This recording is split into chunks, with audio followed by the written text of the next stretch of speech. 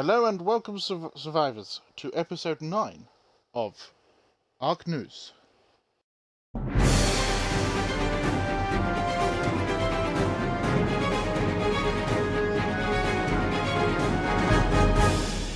This episode we are going to be talking about an article that was released on Friday the 16th of August 2019, so just over a year ago.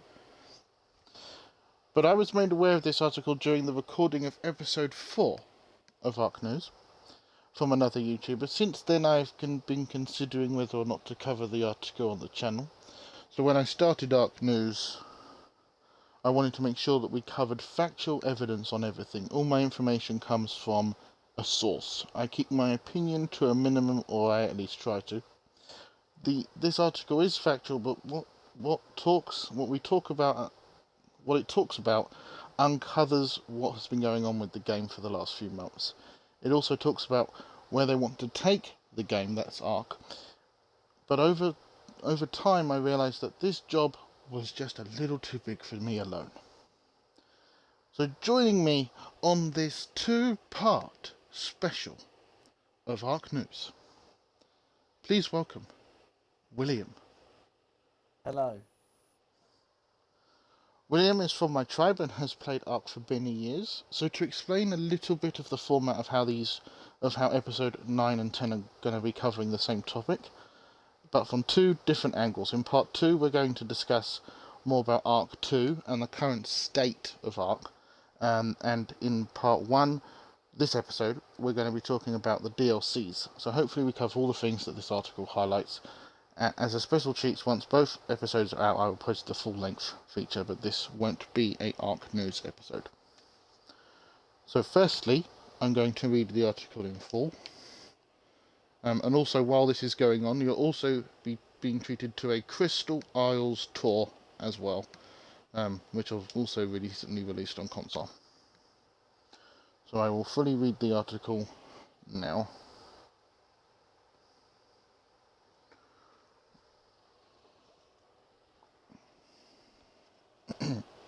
Studio Wildcard, the developer behind Ark Survival Vault, has just announced its 4th and 5th expansion packs, 2 more than it ever intended to do. Yet the 3rd pack, last year's Extinction, did far better than we were expecting, and the availability of a season pass brought in a lot of new users who suddenly had the entire Ark experience. Wildcard was even surprised by the expansion's sell-through to the established user base. We never imagined it would be in this state, which is why we're doing more expansion packs, but it's clear the audience is still loving the game, is still playing it, and is hungry for more content. Co-founder Jesse Rapskak tells. He continues, Extinction really made us think, maybe we should give players more, because there's more story to tell. We left a cliffhanger at the end. We didn't know what we would do with it. We thought maybe there would be a sequel or some kind of spin-off later. That we had an opening to do more story. There was also more gameplay stuff we wanted to do. So earlier this year, the team knuckled down on Genesis, a brand new expansion with 2 parts releasing this coming December and winter 2020. The pair continue a pattern Wildcard has established over the years, where Ark receives 1 or 2 big free updates and a premium expansion to drive sales around the holidays. It's a cadence that has worked well so far. Ark has sold 16 million copies across PC and console, with 10 million installs on mobile. We don't really talk about mobile. And it's often one of the most played titles on Xbox Game Pass. Rapskak attributes this to the steady release of expansions, saying Ark has fallen into a sustainable revenue model. We don't sell skins, we don't sell upgrade packs, he says, but Ark is an online game with official servers and a lot of costs to keep the game running.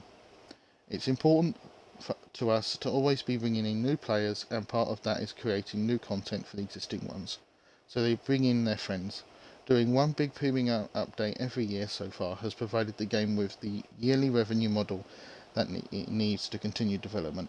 If we stop making premium expansions, we wouldn't have any sustainable revenue if we ever do. I'm not saying we're going to, but if we did, we'd probably have to think about a new revenue model. We've already passed what we thought the life of the game would be, and we're evaluating things as we go to see what the future might be like. Part of it will be dependent on the next year or two as this rolls out, how players react to that content, and we'll make some decision based on that. Given the ongoing scrutiny into how the industry monetizes, Rapscape feels proud and even a little bit justified that Ark remains free of skins or of other microtransactions. The success of the expansions has certainly validated Wildcard's decision. Whenever we do announce new premium content, it's really nice that people get excited for it, he says.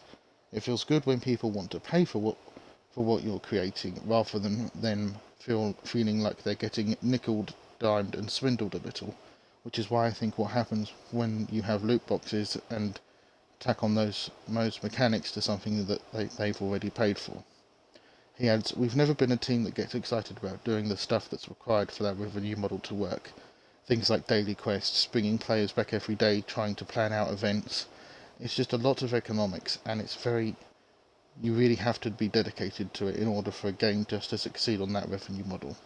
That's okay for a game that's entirely free, but if players have already paid for the game and you're adding on those sorts of free-to-play mechanics, it's kind of annoying, and you're also doubling your work because you have to make sure the base game is great enough that people want to spend the money on it. Then you also have to figure out how to entice them to spend further money on the game. I guess that's why big companies like EA, Ubisoft and whoever are willing to tackle that, but there's been a lot of issues with that. For indies and medium-sized companies, it's not the thing to try to pursue. Releasing too many extensions can make a game appear somewhat impenetrable to new players. It's a criticism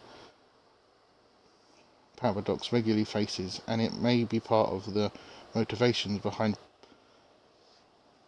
Blizzard dialing everything back for WWO Classic. While Rapscape acknowledges this is a risk, it's not one he believes Ark is largely immune to. A lot of expansions and story curve can ironically be fatiguing if it's linear and you feel like you're out of the loop of what's going on. But with Ark we've tried to make it our story and our lore an optional thing, he explains. You don't have to pay super close attention to it if you don't want to. You don't have to invest too much in why this stuff is here or what you did in the last expansion. You can just hop in with your friends and play at any point in Ark's timeline. I think that helps with the fatigue of too much content, where you feel like you have to go through all of it in order to catch up. He's confident that Ark's track record of popular expansions justifies the release of a second season pass, one that's specifically for Genesis. And with 2 more on the way, the studio needs the revenue to help support their development. Rapscape also argues a new season pass gives a roadmap for what players can expect in the next few years.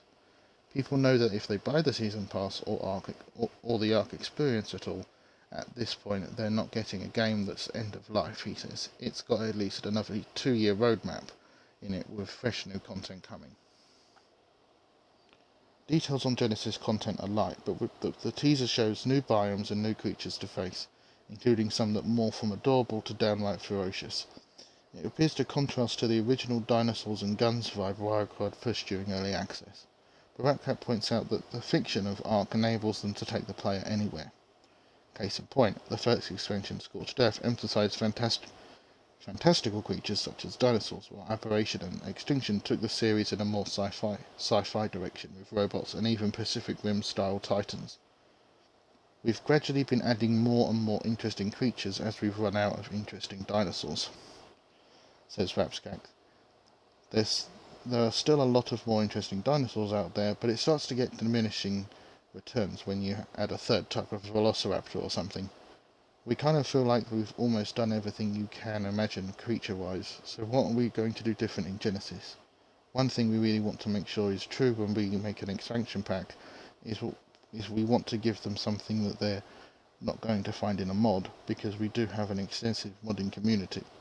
We want to add a bunch of new gameplay mechanics, like this AI companion robot that goes around with you, and we've created this open world mission system, which is not something Ark has really had before.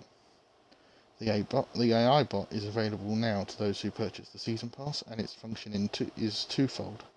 For players it serves as a new pet, but for Wildcard It is a way for foreshadowing Genesis, not only by introducing new lore and story elements, but also a new structure for guiding players through the game. Ark has been an open-ended survival sandbox, says Ratchcrack. We still maintain that, but we want to layer on top of this sort of more directed experience, because we feel like that might be the more direction we want to go in the future for Ark 2 if we do Ark 2. Wildcard had originally expected to be working on Ark 2 by now, but the success of Extinction and the previous expansions changed its priorities. Since a full sequel would take years to develop, the studio has been restructuring our plans and teams in a way that ensures there is still plenty of fresh content for those millions of Ark players while Ark 2 takes shape. For Ark 2, we need to give players something new that they're not getting from Ark, Rapscack concludes.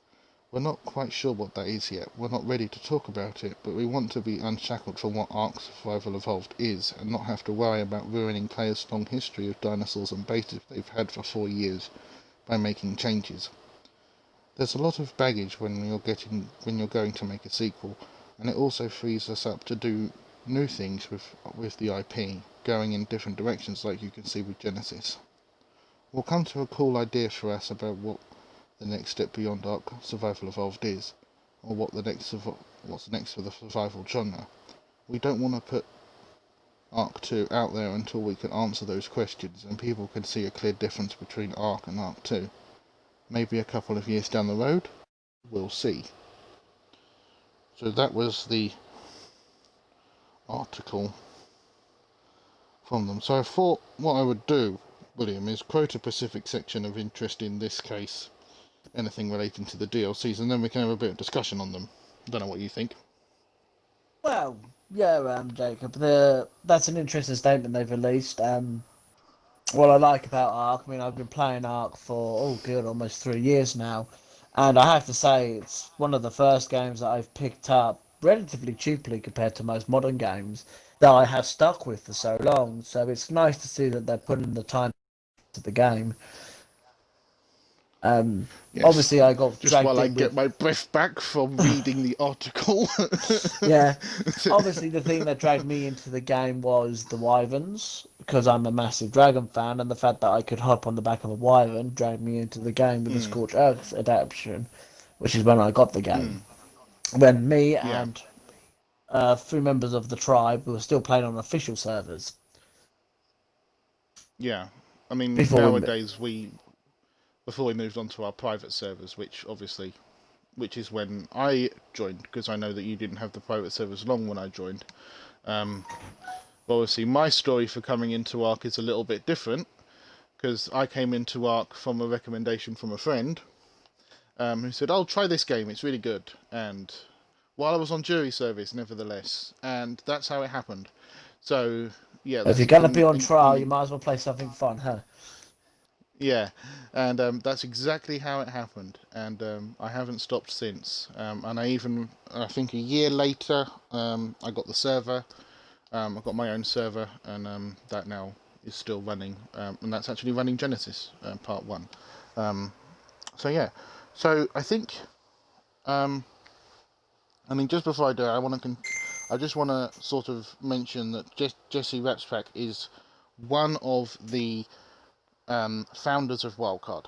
So, he's quite someone who's very high up in there. So that whole entire statement we know is from him, and that's something you can sort of know to be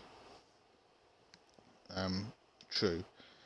So I think the first quote I want to mention is, "Yet the third pack, last year's Extinction, did far better than we were expecting.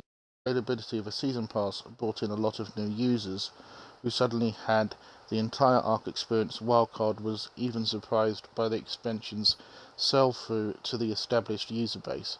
I think what he's saying here is that they weren't expecting Extinction to do as well as it did, even though it did. That's exactly what they're saying, Jacob. They're saying that they didn't expect do I this remember to do that it as suffered well. from an? But it did suffer from an overhyped launch, though, did it not? If I remember rightly. A lot of Yeah, us it felt that. was one of the most advertised parts of Ark, because up until that Mm, point, Ark was pretty much going by on hearsay and what people yeah, knew. By this point, people had actually, started moving and actually knowing what Ark is. And so yeah, that's obviously gone into the Extinction map, which, we enjoyed for a while. We actually really enjoyed that for a bit. yeah. We did actually. Yeah, I remember the mechs, which I still use to this day. You do love your mechs. And yeah, I think that's the only thing from that map I I don't think there's anything else. Oh, the snow owls, and I think one of our tribe has a very big collection of Menemonas and Velonosaurs. Yeah, So well, one of our tribe does. My favourite thing out of that particular expansion pack was the the Velocicosaurus. Basically, the one that shoots from its mane. They were so the OP, Velonosaurs, the yeah, Velociraptors, thank you. They were so OP, but they were such fun to ride yeah, and attack other they are creatures pretty with. cool. Yeah, they are one of the probably the most coolest creatures that they developed for Extinction. So the Velonosaurs, you press a button and they have a turret mode and they rapidly fire some spikes. I think they also had They a also mini had move a where they did tail that. whip spike move, Yeah, did the same thing. Yeah, they were pretty and they cool. also just Uh, like slashed at you with their claws. But no one ever used that attack. They just hunkered down and bombs away. You know what I uh, mean? yeah, you could also set them in a turret mode as well. So you could unride them, set them in a turret mode, and they'd basically be like a turret. Yeah, Um, best. And when the so that's turret really that cool. doesn't need power or ammunition as well. So I'm guessing. I Yeah, mean, we've I never mean, played PvP, but for PvP, that must have been a game changer. yeah, I mean, I follow the community manager on Twitter, and I mean, I constantly see the season pass on sale. So there's and with the game currently available on Game Pass, that must be making things easier for them in terms of making because they're talking about making the sustainable revenue stream via Aberration, Scorched Earth, Extinction, Genesis. That's how they've been making their money over the years. So there must be with the actual game physically on Game Pass. All you need to do is just buy the season passes, and you kind of got everything you need there. But So let's be that's fair, that's season kind of pass is where the money is, isn't it? I mean, because mm, as it said in that statement, they don't believe in the silly microtransactions that a lot of the other games believe in, yeah. and that's good I because think one of the things I hate yeah, about a that lot is of these good. games is you buy a game for 50 odd quid, and then but if you want to unlock this particular thing, you have to pay another 1.99. Yeah, I mean it's And interesting that he was talking about the skins there, um, because that he did say, and I quote, "We don't scale skins, but they do." Because I have purchased the Tech Triceratops and Tech Mosasaur skins, which are still available in the Xbox Store to this day, and I'm surprised that he didn't know that, considering he's the well, founder. to be fair, I mean, that was literally the only set of skins they ever sold, Jacob. yeah, I mean they only sell the Tech skins. They only sell skins.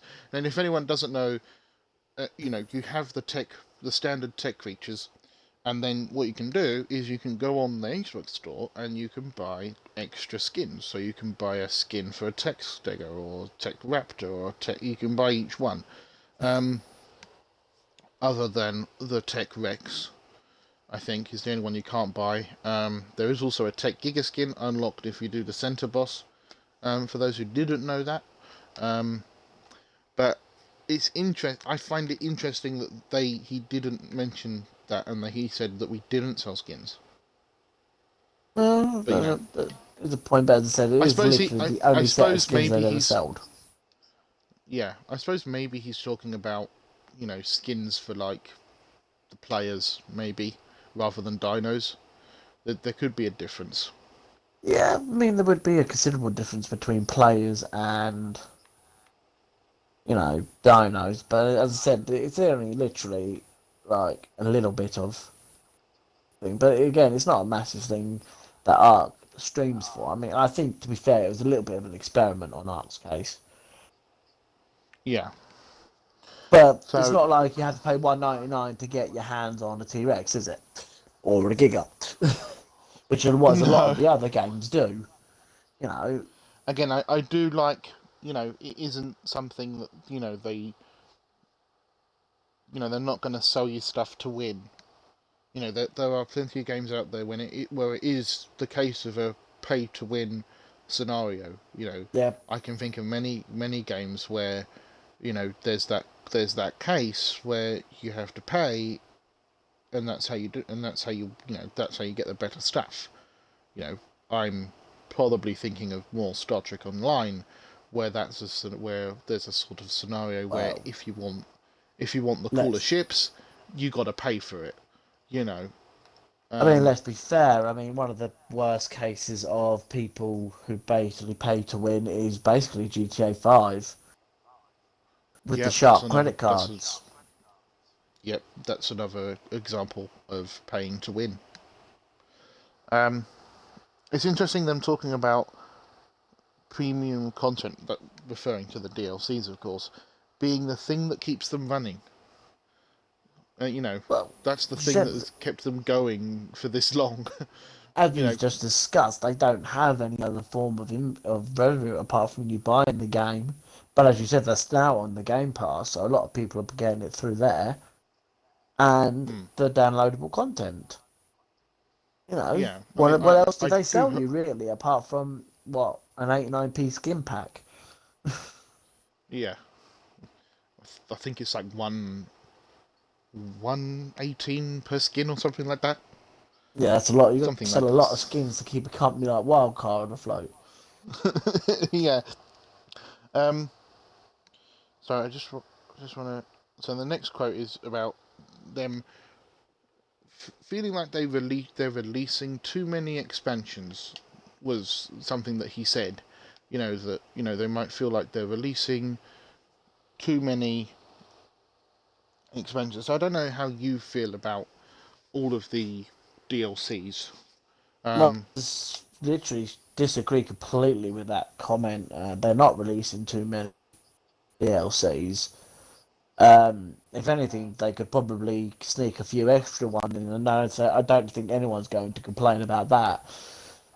But it's good that they are taking the time to release the ones they are, because everything they do release has seemed to be thought out, has seemed to be, you know, you Yeah. I know, mean, analysed, even the not just even like yeah.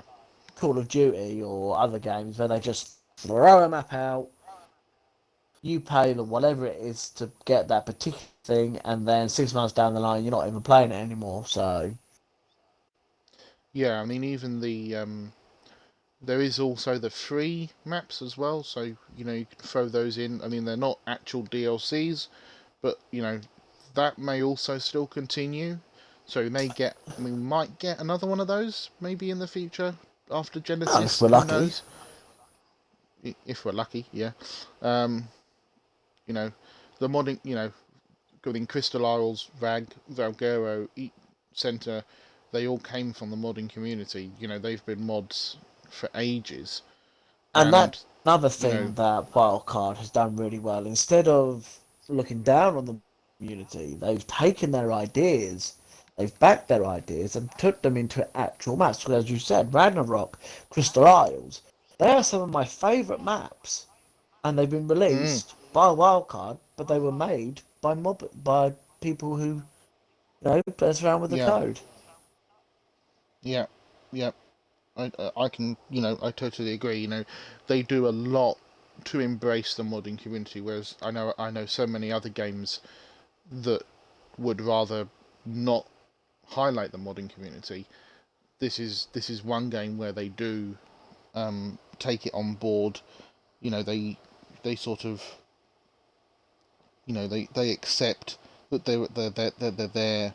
The sponsored mods program is one way that they do that, and that is something that I find very rewarding as a gamer. Even though I have no way of becoming a modder, it's nice to see that if I wanted to, I know that I'd be supported by Ark.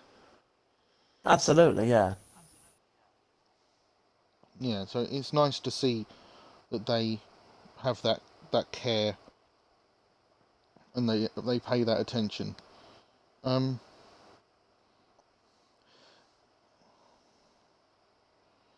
he spoke a little bit about the story of Ark. So I want to ask you, is that something you've ever wanted to specifically pursue over the My years?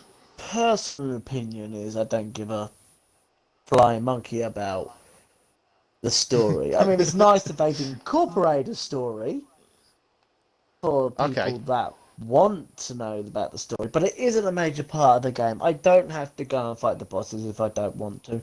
I don't have to learn why I've ended up on this island with an implant in my eye, with my arm that can somehow bring up my inventory and let me interact with everything. And I don't have to figure out why these dinosaurs that would normally rip my head off want to be my friend because I knocked them out and fed them some meat. Yeah. I mean, I mean, it's nice for the yeah, people that want to do it, but I personally don't care about the story element of the game. yeah.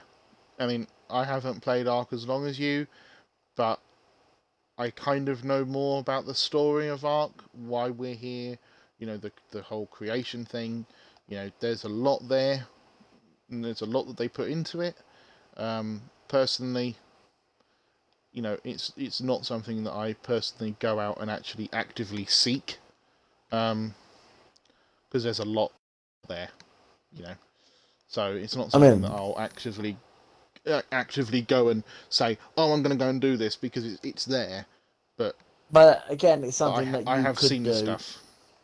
if you Yeah, wanted it's to, and something you it's could. not that hard to piece together from all the the Rockwood files and the Helen files that you find around the games and all No, that. and to be honest, there's so many YouTube videos out there. To be honest, you could just watch it all on YouTube. So, Of course you can. and I'm not posting the links in the description for that. I'll let everyone else go and find it. um, It so, isn't that I mean, exciting, believe me. so I'm going to read this quote because he said he's also confident that Ark track's record of popular expansions justifies the release of a second season pass, one that's specifically for Genesis. So, on that, firstly, what do you think about that line? Ark's track record of popular expansions justifies the release of a second season pass. Well, honestly, as I said, the game seems to be becoming more out of the back streets and more into the front line. I mean, Mm, it's I would not agree. right up there with Coil, but it is a game that people would have heard of if you speak to enough people. And obviously, Yeah, with this success of the map, this has led Wildcard to believe there's still a market for Ark, which but sincerely it makes me quite happy because I don't want Ark to go away as I've played the longest. yeah, I would agree. And I mean, secondly, now that the first half of Genesis is here, do you think that they have lived up to this track record? Unfortunately, this is where I'm going to have to be a bit negative, just to be truthful. I did not like the first Genesis map. I thought the whole concept of the different powers and the transporting thing was not a great thing for Ark personally, and I'm hoping that Genesis 2 was that mistake because I'm not the only one. No, you're not, and you're not alone in that opinion. A lot of people felt the same way as you, and and I agree. I think the separation of the biomes caused a lot of issues, and I think that they should have had they But have on the not flip had that. side of that, on the flip side of that, the one thing I did like about the new Genesis map was the innovative creatures that came with it. The Yes, that is that a the lava monster that I can never remember the name of, the space whale, the giant Magmasaur, tortoises. Yeah, that's it. Astrosuchus. You know, the giant space battles. These are very clever and innovative designs, and they do have to be uh, commended for that, even if they did screw up with the map. Giant Tortoise is a Mechalodon, Bless you. if I remember rightly. So, yeah. And I mean, we still have the second half of Genesis to come. So, do you think that there's a chance for them to get back on track and perhaps bring Genesis on par with expansions like Scorched Earth and Operation? Well, of course, when you're bringing the second half out, it's always priority to learn from mistakes, fix those mistakes, so when the next half comes out, people will be happy. Because if they decide to do a third season, I'm not saying they are, but if they decide to do a third season pass, it's always the Yeah. fresh things in your mind that will make your decision whether you're going to buy that third season pass. They won't remember how great Scorch was if the second Genesis map was terrible and brought out some very lame creatures with it. Well, we hope not. We hope not. But this is what I'm saying. No. They're saying that the On this channel, DLCs, we'd like to hope that they're not. I mean, the they're teaser saying for the DLCs is Genesis. what's keeping Wildcard afloat Yeah. right now. So Yeah. he said we're Yeah. not gonna remember how great Scorched Earth was if the No. next Genesis map comes out and it's all fragmented and the creatures in it aren't that great. But on the other hand, if they've learned from their mistakes, they've put a whole map out again instead of 4/4 of a map, really innovate creatures with that, then obviously it will justify the Yeah. season pass. Yeah. Yeah. So, well, thanks to William for joining me on the future of Ark Revealed Part 1. So join us next time for Part 2, where we chat about the present and Ark 2. And we'll see you soon, survivors.